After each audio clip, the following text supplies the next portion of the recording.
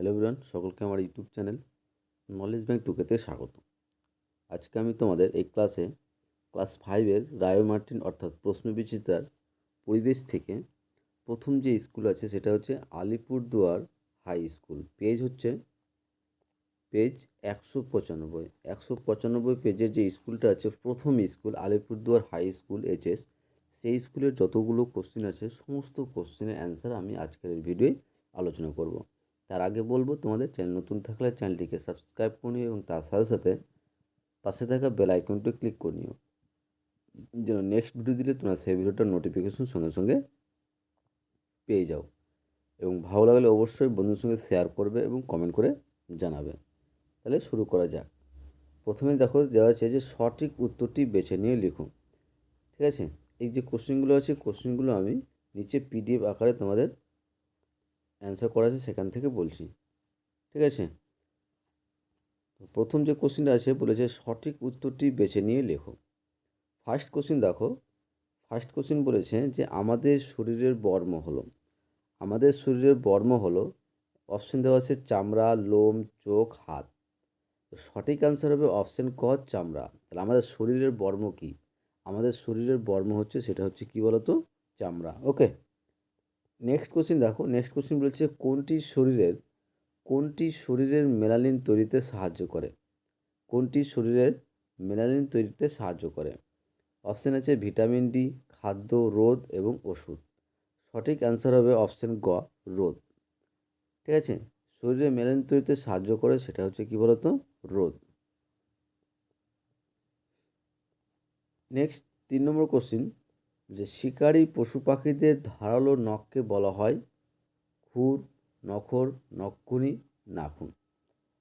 তো শিকারী পশু পাখিদের ধারালো নখকে বলা হয়, সঠিক অ্যান্সার হবে সেটা হচ্ছে অপশান খ, নখর। কী হবে? নখর হবে। ঠিক আছে, এগুলো আমাদের সঠিক উত্তরটি বেছে নিয়ে লেখার প্রশ্নটি। এবার আসছি আমরা, যে বাক্যটি সঠিক তার পিছে সত্য বা রাইট চিহ্ন লিখো এবং যেটি মিথ্যা তার পাশে ক্রস চিহ্ন লেখো, কাটার চিহ্ন। যে নিচের বাক্যগুলি সত্য হলে পাশে টিক চিহ্ন এবং মিথ্যা হলে পাশে ক্রস চিহ্ন দাও। তো প্রথম কোশ্চিন দেখো, বলেছে যে ত্বকে রোদ লাগলে ভিটামিন এ তৈরি হয়। ত্বকে রোদ লাগলে ভিটামিন এ তৈরি হয়, এটা অ্যান্সারটা কী হবে? মিথ্যা হবে। ঠিক আছে, তার পাশে ক্রস দিয়ে দেবে। ত্বকে রোদ লাগলে ভিটামিন এ তৈরি হয়, এটা কী হবে? মিথ্যা হবে। ঠিক আছে, সঠিক যেটা অ্যান্সার হবে সেটা হচ্ছে ভিটামিন ডি। ত্বকে যদি রোদ লাগে তাহলে সেখানে ভিটামিন ডি তৈরি হয়। ওকে, নেক্সট কোশ্চিন দেখো, নেক্সট কোশ্চিন বলছে গন্ডারের খড়গটি হলো শক্ত জমাট বাঁধা পালক। গন্ডারের খড়গটি হলো শক্ত জমাট বাঁধা পালক, এটাও কী হবে অ্যান্সার? মিথ্যা হবে, কারণ এর আসল অ্যান্সার সেটা হচ্ছে জমাট বাঁধা চুল। গন্ডারের খড়গটি হলো জমাট বাঁধা চুল, পালক না। নেক্সট 3 নম্বর, মানুষের দেহের হাড়ের সংখ্যা হচ্ছে 306টি, এটা অ্যান্সারটা কী হবে? মিথ্যা হবে। ঠিক আছে, যে মানুষের দেহের হাড়ের সংখ্যা হচ্ছে 306টি, এটা মিথ্যা হবে, কারণ আমরা জানি একজন প্রাপ্তবয়স্ক মানুষের দেহে 206টি হাড় থাকে। ঠিক আছে, তাহলে সঠিক অ্যান্সারটি কী হবে? সঠিক অ্যান্সারটি হবে 206টি। তাই মানুষের দেহে হাড়ের সংখ্যা 306 বলা আছে, এটা কী হবে? মিথ্যা হবে। সঠিক অ্যান্সার কী হবে? 206টি। ওকে, তারপরে নেক্সট কোশ্চিন দেখো, শূন্যস্থান পূরণ করো। যে কোনো দুটি করতে বলেছে, আমরা এখানে কি বলবো? সবটাই করব। শূন্যস্থান পূরণ করো। ফার্স্ট, যে নখ ড্যাশ রাখা ও কাটা খুব দরকার। অ্যান্সার হবে নখ পরিষ্কার রাখা ও কাটা খুব দরকার। তাহলে শূন্যস্থানে কী হবে? পরিষ্কার হবে। ঠিক আছে, তারপরে নেক্সট কোশ্চিন দেখো 2 নম্বর, যে হৃৎপিণ্ডের শব্দ বোঝা যায় ড্যাশ যন্ত্রের সাহায্যে। তো সঠিক অ্যান্সার হবে স্টেথোস্কোপ যন্ত্রের সাহায্যে। তাহলে হৃৎপিণ্ডের শব্দ বোঝা যায় স্টেথোস্কোপ যন্ত্রের সাহায্যে আমরা কিন্তু হৃৎপিণ্ডের শব্দ বুঝতে পারি। তারপরে 3 নম্বর, যে যক্ষ্মা রোগের জন্য ড্যাশ চিকিৎসা করা হয়। যক্ষ্মা রোগের জন্য ড্যাশ চিকিৎসা করা, অ্যান্সার হবে যক্ষ্মা রোগের জন্য ডটস অর্থাৎ ডিওটিএস ডটস চিকিৎসা করা হয়।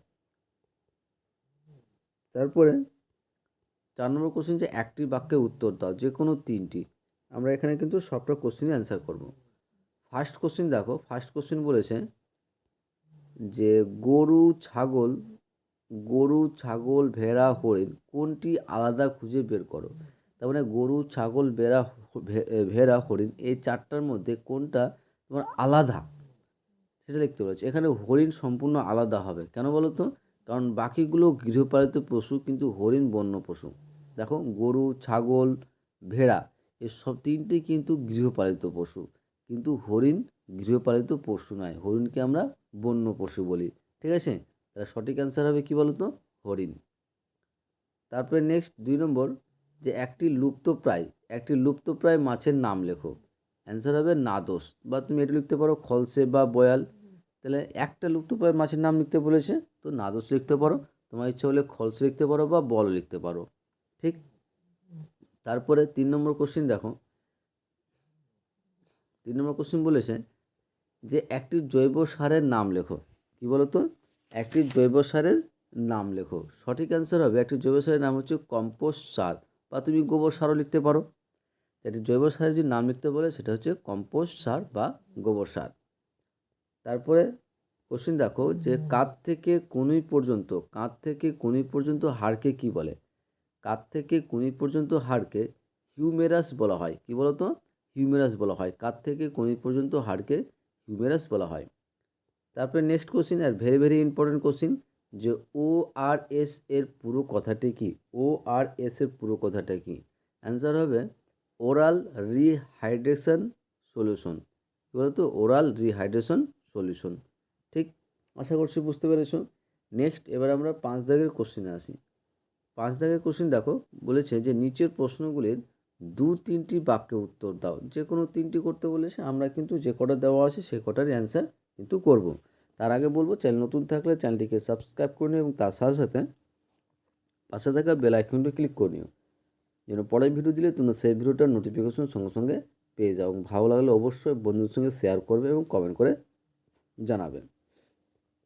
তো প্রথম কোশ্চিন দেখো, 5-এর 1 নম্বর কোশ্চিন, যে মানব শরীরের চামড়ার কাজ কী? তো চামড়া বা ত্বক শরীরের প্রধান বর্ম হিসেবে কাজ করে। ঠিক আছে, চামড়া বা ত্বক শরীরের প্রধান বর্ম হিসেবে কাজ করে। নেক্সট, এটি শরীরের ভেতরের নরম অংশগুলিকে বারের আঘাত থেকে রক্ষা করে।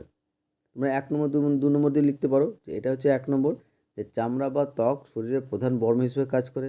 এটাকে 2 নম্বর দিয়ে দিলে এটি শরীরের ভেতরের নরম অংশগুলিকে বারের আঘাত থেকে রক্ষা করে। আর এটা দিয়ে দিলে 3 নম্বর, যে রোগ জীবাণু শরীরে প্রবেশ করতে বাধা দেয়। এটা হচ্ছে চামড়ার কাজ। ঠিক আছে, বা তুমি ফুল বাক্যে লিখতে পারো, পুরোটা একসঙ্গে লিখতে পারো। তারপরে 5-এর 2 নম্বর কোশ্চিন দেখো, যে শরীরের কোথাও পুড়ে গেলে কী করা উচিত? কী বলতো? যে শরীরের কোথাও পুড়ে গেলে কী করা উচিত? তো শরীরের কোনো অংশ পুড়ে গেলে সঙ্গে সঙ্গে সেখানে প্রচুর পরিমাণে ঠান্ডা জল ঢালতে হবে, যতক্ষণ না জ্বালা কমে।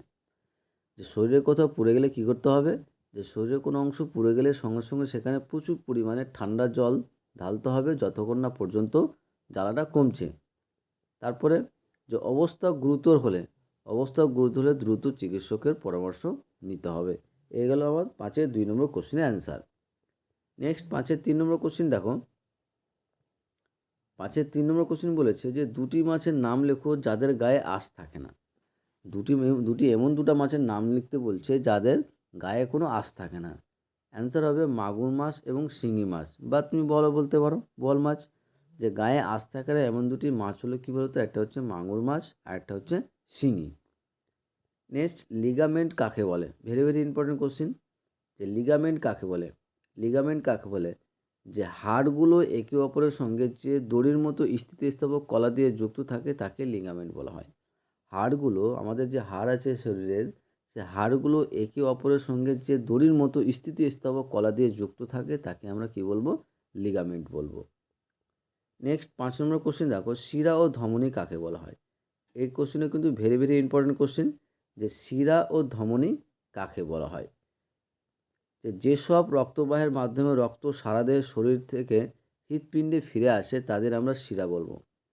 ঠিক আছে, যেসব রক্তবাহের মাধ্যমে রক্ত সারা শরীর থেকে সারা শরীর থেকে হৃৎপিণ্ডে ফিরে আসে বা হৃৎপিণ্ডে পৌঁছায় বা হৃৎপিণ্ডে যায় তাকে আমরা শিরা বলবো।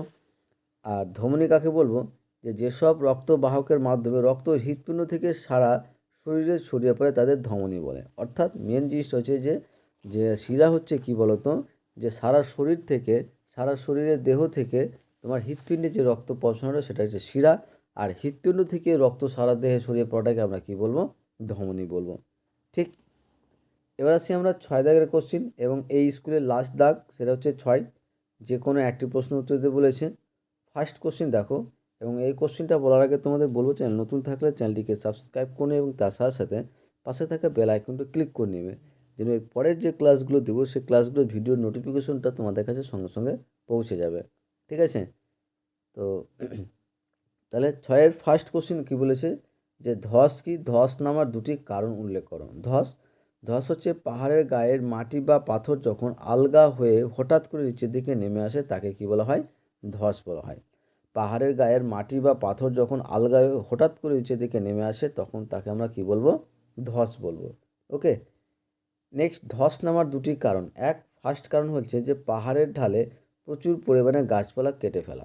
পাহাড়ের ঢালে যদি তুমি গাছপালা কেটে যাও তাহলে সেক্ষেত্রে কিন্তু ধস নামার সম্ভাবনা খুব বেশি থাকে।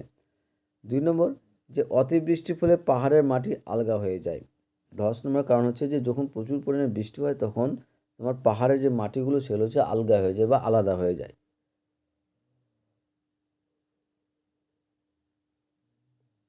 তারপর নেক্সট, লাস্ট কোশ্চেন, যে পশ্চিমবঙ্গের কোথায় শকুন গবেষণাগার রয়েছে, আর শকুন বিলুপ্ত হওয়ার দুটি কারণ। তো পশ্চিমবঙ্গের আলিপুরদুয়ার জেলার রাজাভাত খাওয়াতে শকুন প্রজনন ও গবেষণাগার রয়েছে। বিলুপ্তির কারণ, ফার্স্ট কারণ হচ্ছে কি, যে গবাদি পশুর ব্যথানাশক ওষুধ ডিক্লোফেনাক এর পার্শ্ব প্রতিক্রিয়া।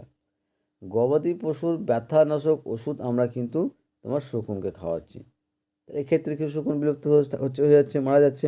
2, খাদ্যের অভাব এবং বাসস্থানের বিনাশ। এই দুটো ছিল তোমার শকুনের বিলুপ্ত হওয়ার দুটি কারণ। এই গেল আমাদের প্রশ্নবিচিত্রার প্রথম যে স্কুল পরিবেশের ক্লাস 5-এর, সেটার সমস্ত কোশ্চেনের অ্যান্সার কিন্তু বলে দেওয়া হলো। আর শেষে বলো, তোমাদের অবশ্যই চ্যানেল নতুন থাকলে চ্যানেলটিকে সাবস্ক্রাইব করে নেবে, যেন পরের ভিডিও দিলে তোমরা সেই ভিডিওটার নোটিফিকেশন সঙ্গে সঙ্গে পেয়ে যাও। ভালো লাগলে অবশ্যই বন্ধুদের সঙ্গে শেয়ার করবে এবং কমেন্ট করে জানাবে। ঠিক আছে? আশা করছি তোমাদের ভিডিওটা ভালো লেগেছে। ওকে, থ্যাংক ইউ ভিডিওটা দেখার জন্য।